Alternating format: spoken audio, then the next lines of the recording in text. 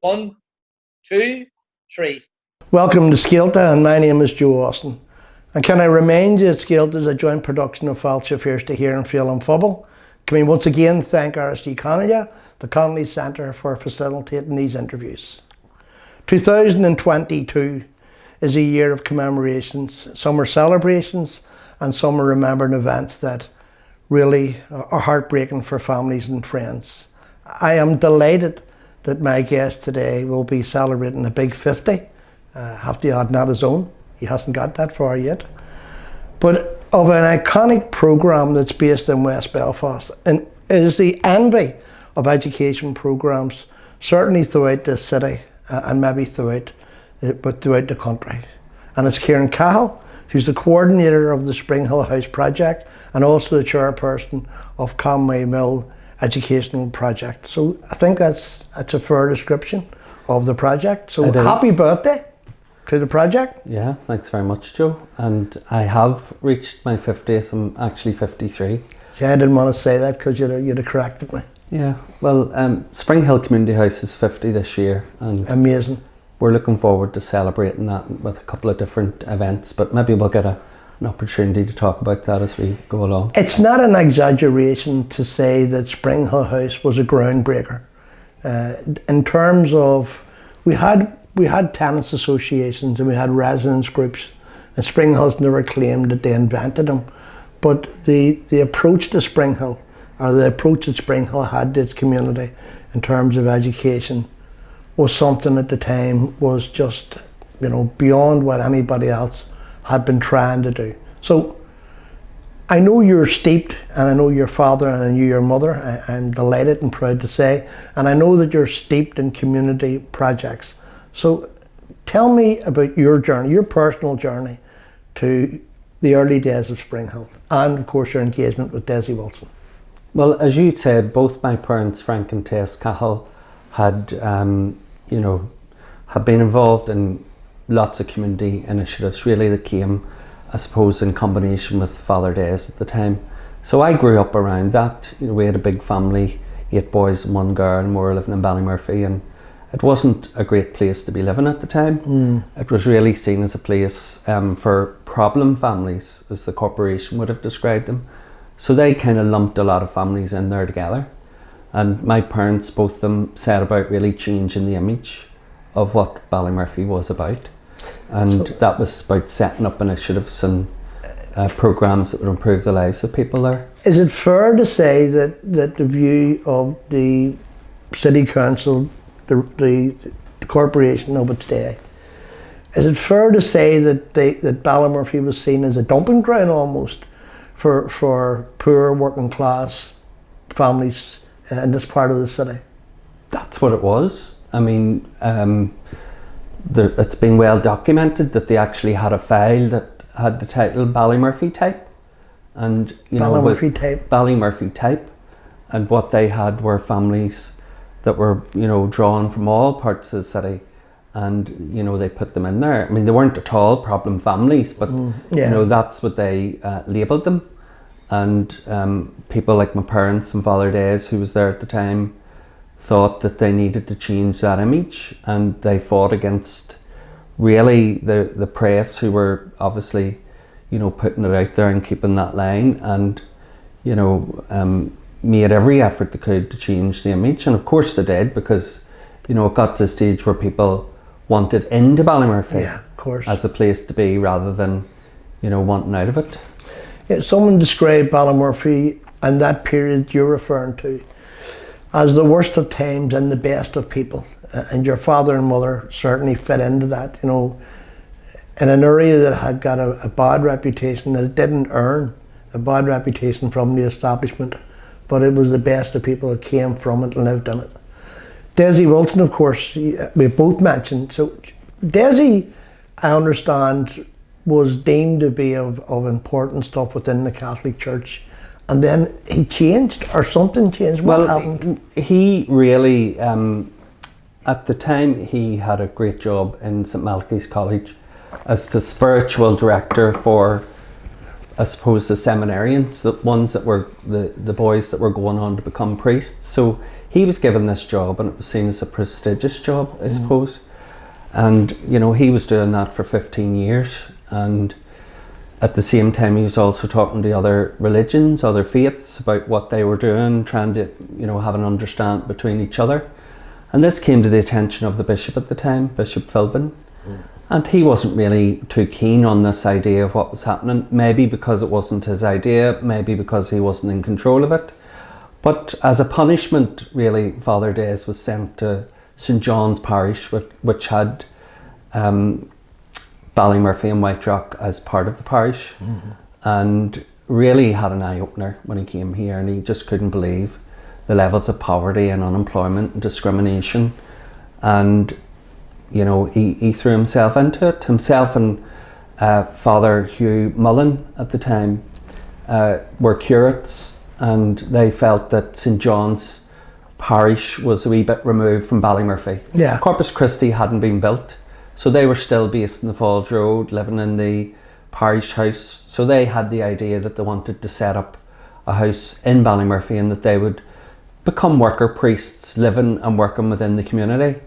And whenever the Bishop Phobail got to hear of it, he wasn't pleased with the idea, and he kind of put a stop to it.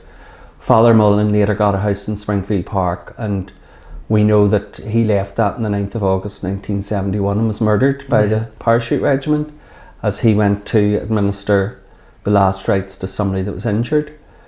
So Des, you know, continued with the idea of setting up the house, and in December 1971, he got the lease of a house there, 123 Springhill Avenue, but he didn't move in until 1972, January 1972, and that became Springhill Community House. And you know, for the next 50 years, Des developed programs there. At the start, it was the only place that had a phone, pre-mobile phones. In the whole of Ballymurphy? In the whole of Ballymurphy. It was the only place that had a phone. So it was just in the height of the Troubles. People were being arrested, were being detained.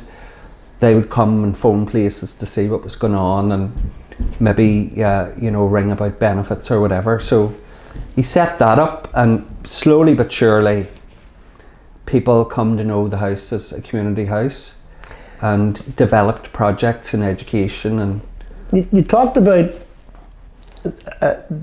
him being destined for, and I'm using this word very loosely, greater things within the establishment of the Catholic Church. What was his own background? Did he come from a wealthy background? Did he come from a working class background? Yes, he was the son of a publican, William Wilson. They had a pub in Chichester Street, the Chester, and well-to-do family. I mean, Des, you know, wanted to be a scientist or a journalist until the outbreak of the war, and he felt really that science was used to make bombs, and he didn't want to have part of that. Or he was walking through the town one time, and he seen a billboard that said, during, you know, one of the nights of bombing in Belfast, yeah, a night of thrills, you know, describing. So he really went off the whole journalism idea, and he decided then that maybe within the church they had some of the, you know, solutions to poverty. And I think he later admitted that, you know, the church was part of the problem, but certainly going in at the beginning, that was his idea. And he went into Maynooth, and he was ordained in 1949. And as I said, for the first few years he was in St Malachy's College before he came to Springhill.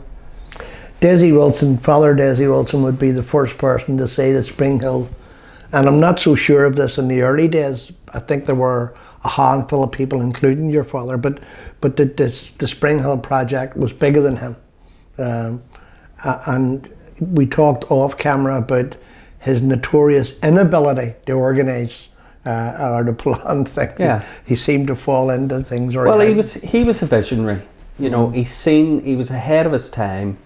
He seen things that he wanted to happen. He had ideas about education, about training. He had ideas about, you know, work and employment, and, you know, wealth creation really was his thing. it was about the community themselves taking control of that and creating wealth that they could share within the community.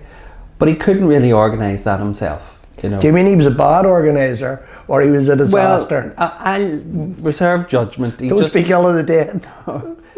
Yeah, by his own admission, he would say that, you know, he couldn't really organise. He wouldn't have had the skills to do that kind of organising. So he would have had people around him, like my dad, later on Noel Ryan, Elsie Best. There's a whole team of people. I mean, I would have come to the project through my own father, his involvement. During the time that I was at school, there was a lot of troubles on the road. So what age were you then, Ciaran? I was in my teens. And I would have left school without any qualifications because of the situation that we were in. We missed a lot of school because of the troubles. There was lots of stuff going on. Education wasn't an interest at that time. Yeah. So I got involved because I went to do the classes that were there, GCSEs, and done those, and then later was able to go on to university, and from that then to give back into the project that had helped me. And that's really what we found, that people come back to Springhill Community House who have been through, you know, the system and give back into it. I remember on one occasion going to Springhill House to meet Desi. Something external to Ballymurphy had happened, and opened the front door, and there were what looked to me judgmentally was a crowd of ruffians sitting in what would have been the living room. And I thought it was in the wrong house, and then I was told it was a homework class for these young boys who had been expelled from every school in West Belfast. And then went into the kitchen, and there was a women's breathing class taking place. And then somebody eventually got Desi. I thought he lived somewhere. He actually lived in this project. So, yeah. What could you expect at any given night? Well, Des, as you said, he had one room of the house in all of the... This is not a massive house, this is a relatively small working class house. Yes, and he was just the one room, and on occasion that would have even been used, you know, by whatever class it was on. But over the years he had the idea of free learning, which was about learning that came from the people. So whatever they determined that they wanted to learn about, he would organise or get somebody to organise that for them. So as you say, you know, one room you could have somebody doing yoga, and in the other room you could have somebody studying philosophy or A-level English, or, you know, doing their GCSEs. So that was happening, you know, on a daily basis. 7 days a week, every night. Every night. And there was music. Des was a great musician himself. He played the piano. On a Saturday night they would have had people in, you know, playing away there with different instruments. So there was always a lot going on. There was a library in the house. That was one of the things that Des wanted to have there, with a collection of books that were donated that the community could come in and borrow. This is before libraries, you know, were on the go. So he was always ahead of his game, you know. He always had ideas that were ahead of, you know, what was happening out there. And then what would happen is maybe there would be a provider, another organisation or a statutory provider that would then deliver the things that he was doing, that he would then step away from and allow them to do, which he could then focus on other things. And the tutors who took the classes, I know later on there was an attribution to it, but at the beginning, the tutors who took the classes done it pro bono. How did you find those, or did they appear because of the reputation that Springhill House had gotten? Well, really because of Des. Des would have had a lot of contacts within the education system because he was working within a school environment. So they would have been friends of Des. Later on, when Noel Ryan became involved, she had been a nun in Drogheda in an enclosed order. And for anybody that knows Noel, you know, an enclosed order was definitely the wrong place. Yeah. But she left that order in search of, you know, a role within the community, and happened to stumble across Springhill Community House, and, you know, the rest is history, so to speak. She became involved in organising the classes, and then at the time it was called Rupert Stanley, which is now called Belfast Met. Yeah. They would have got involved and sort of paid some of the tutors. So that, you know, movement went on for a long time, and in 1980s, whenever the house, as you described it, just a wee council house, was too small for all of the activities that was happening, Conway Education Centre became available as a space to develop into an education centre. Just let me paint a picture of Conway Education Centre as it is today. It was a former linen mill that had been one of the bastions of bad employment I should say, and somewhere that had a horrible reputation about how women were treated during those days of the linen mills. When Springhill got it, it was full of pigeons. Full of pigeons. Yeah, I mean, it had been derelict for a long period of time. There was hardly a window in it, so the pigeons really had sort of free run. Yeah, they had taken over, and it took a long time just to clear them out and clear out what they leave behind. And you know, from small beginnings, really, the whole thing grew and grew and grew till now. You know, having 800 students with 50 courses, you know, across the programme. We're jumping ahead of ourselves. Let's take you back a wee bit. You're only out of school. You have a limited formal education because of the conflict, because the impossibility, the danger of going to school. You're from a Republican family. When we talk about an area that's under siege, the Ballymurphy massacre had already happened. Ballymurphy was singularly selected for oppression. Mm-hmm. And many would argue that Ballymurphy was seen, if you break Ballymurphy, you break Republican Belfast. So yourself wasn't immune to what was going on around you. You stumbled through your family into Springhill House. Was it mind-boggling? Was it like, my God?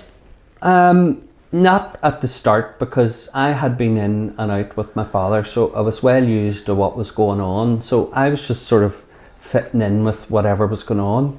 And the first thing that I'd done, really, when I went there, was a charismatics group that I joined. It was a religious prayer group. Yeah. And I was maybe only 13 or 14, and I thought this was the craziest thing. You know, I think some people would have referred to them as the happy clappers, you know.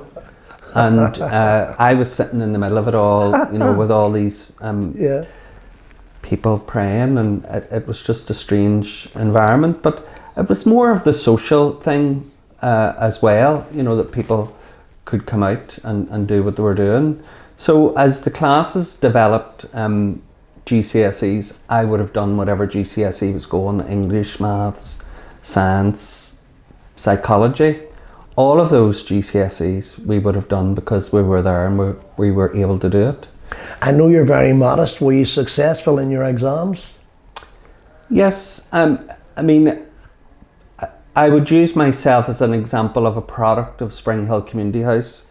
Once we had done all of those GCSEs, we had the opportunity then to do an access course, which you know, would have given us the equivalent of A-levels or university entry requirements. And then I went on to university and done a degree in business and management, and then a master's in computer-based learning. You didn't do too bad, I have to say. Well, I mean, it's not, I was the first of my family, I suppose, to go on to university, because, as I say, we didn't have the opportunities that, you know, you would have now. But I was conscious that I wanted to get involved in the project and to be able to give people the opportunities that I had. And it was the same as what Des really wanted to do. He wanted people to realise the potential they had in themselves and to be able to, you know, harness that potential and to develop it. And, you know, all of the programmes that we have delivered in all of the 50 years and are still delivering was about building the confidence in the person to realise their full potential and to go on and do whatever it was they wanted to do. And that has a very high success rate. I mean, I have interviewed people for Scéalta who are professors and who are senior lecturers, and they all re-educated themselves through the Springhill House. So it has a very successful record. Yeah, I mean, there are, if you look over 50 years, there are thousands of people who have come through the doors and have taken part. Not all of them go on to university. Yeah. It's, you know, people are seeking work opportunities and that helps them along the way. But the great thing about it is, if you said, those people come back and contribute, you know, so all of those people who have, went on and further education would come back and teach. They would do a wee project here or there, and whatever was of interest to the people that were using the project was, what we were able to facilitate and deliver. So somebody would come in one day and say, I want to learn about, Irish history, or, whatever the subject would be. We'd put it out there and we'd get 8 or 10 people, and then we'd put on the course.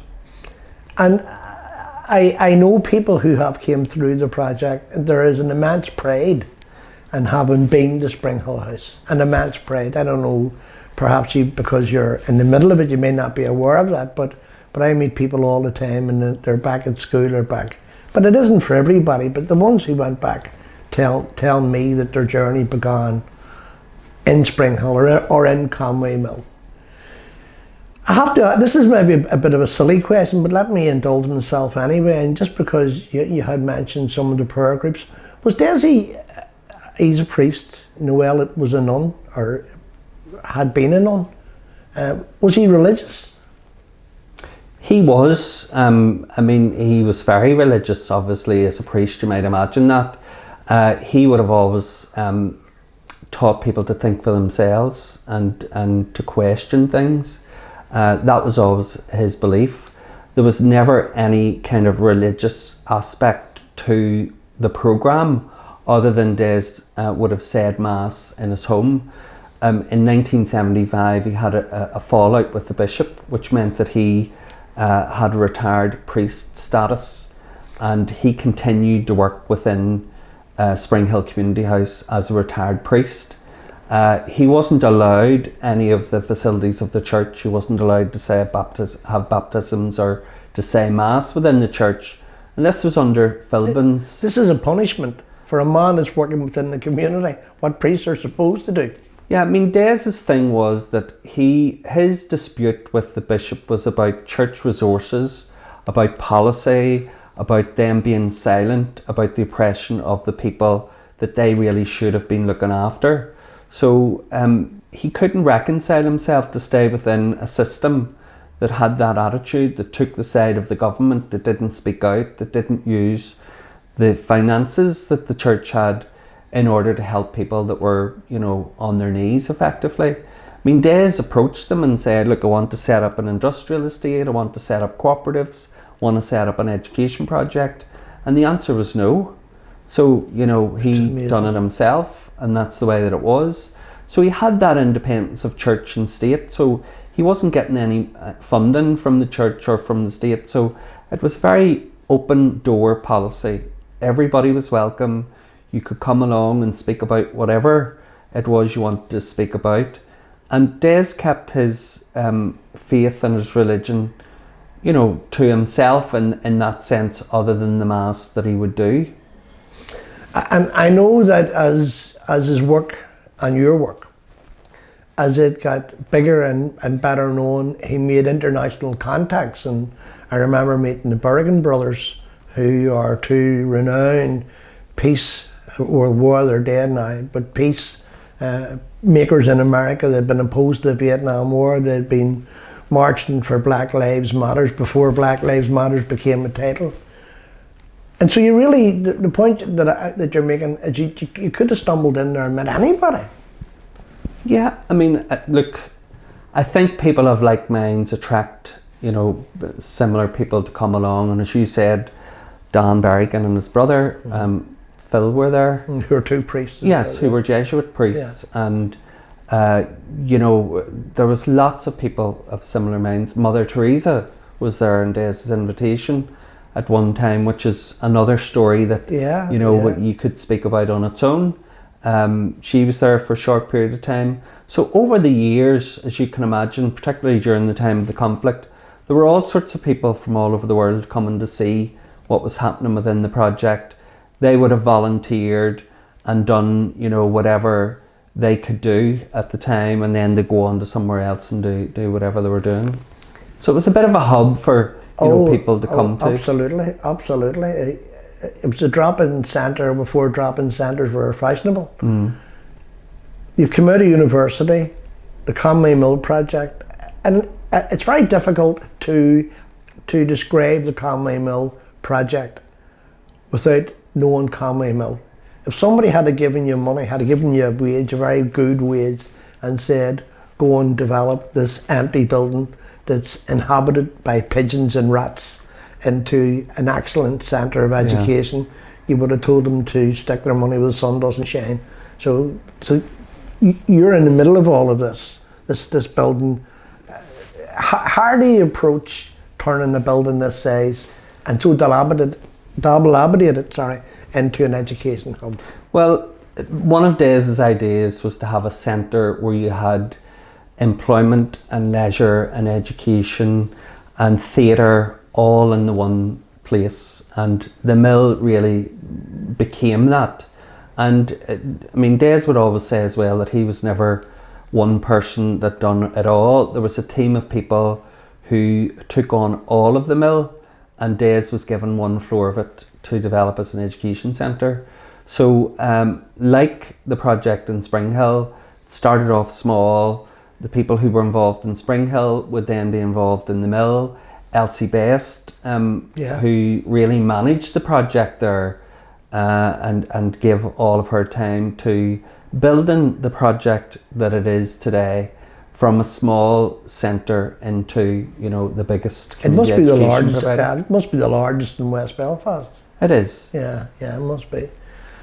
I should say that, you know, we're talking about these projects and about the practical difficulties. It wasn't only that the project didn't receive help.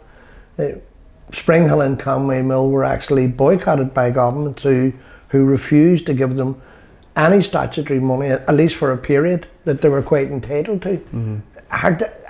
How difficult did that make the projects, and how did it come about? Well, in the 80s, there was an ACE scheme, which was an employment scheme to try and encourage people into employment. And we, Springhill Community House, had some ACE workers working within Springhill Community House, and some were working in the mill. So they received a letter to say that there would be stop the funding for the ACE workers if they continued to work in the mill.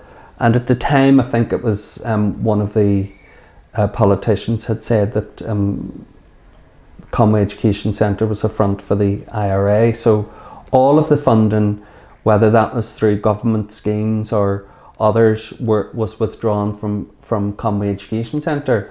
Now, the ridiculous thing was they said they'll continue to fund the project, but not in that building. So they recognised the value of what was happening, but it was the building itself that they said that they wouldn't fund. So the first thing to cease funding was the creche. Conway Mill. Dangerous children. The Conway Mill, Sadie McGill and my mother were running a creche there for anybody that was any mothers or fathers that were attending the education programme, and they had ACE workers there. So that was the first one to to have the funding cut, and then it just snowballed from there. So all of the classes, Rupert Stanley at the time then said no, we would withdraw our funding as well. But as you mentioned before, the tutors stayed on without any funds and continued to do that. And at the same time, we were looking at the idea of a fourth college for West Belfast, because there wasn't any within the area. So we had a 24-hour college, which was to try and demonstrate the need for programs that were there. And it was like a marathon event, over just during that 24 hours, and hundreds of people came. And then we had a party afterwards for thank you for breaking the boycott, because obviously it was political vetting, which was really about withholding funds. Yeah. So it took a long time actually to get those funds back. And but all of the people involved never wavered from what they wanted to do, and they continued to do that. And by the help of some funds, we had great American friends who were raising some funds there for Conway Mill, we were able to survive that and continue on. I think it's astounding, and maybe you take it in your stride, and I've known you a long time, and there's very, very few things that would make you flustered or would kind of knock you off. But just as you're speaking, and I'm listening intently, so part of the project in Conway Mill is to get people into education, to get people perhaps who didn't finish education, people who had children early, people who were the fathers of children. So to get them in, you need to provide minors for their children. The creche comes into place. Mm-hmm. And then a creche is politically vetted. Mm-hmm. I mean, how can any politician, even the politicians that we happen to have here, how can you defend that? To punish children because you don't like where they're located, not even to dispute the need for it, but where they're located. That must be heartbreaking. It's indefensible, really, when you think about it now. But that's politics, people say things and do things within politics that they don't really realise the ramifications of it, and then... Or maybe care. Or they don't care. You talked about your return to university, your educational attainments. I know you talked about it in a very modest way. Was there, and you don't have to answer this question, but was there ever a stage where you're thinking, of 10 years done in Springhill House, of helped in Conway Mill, of community university, I can get a job, and you knew you could get a job that would pay real money, that you could buy things with, that kind of money? Yeah. Was there never a stage where you said, done enough? No. As soon as I finished university, I wanted to start up an IT project, and at that time there wasn't a lot of IT anywhere, and particularly there would have been a digital divide when it came to people in low incomes. They wouldn't have had computers or access to the internet. Not anything like today. Yeah, of course not. I mean, it's just mobile phones are the whole thing, and everybody has access to it. And you can do anything on them. So we put in an application to the National Lottery for an IT unit within the project there, and it was successful. And then we started delivering IT programs that was supporting people. We had a program that was called Learning Homes Project, where we recycled computers that came from business or education. We lent them to a family for a year.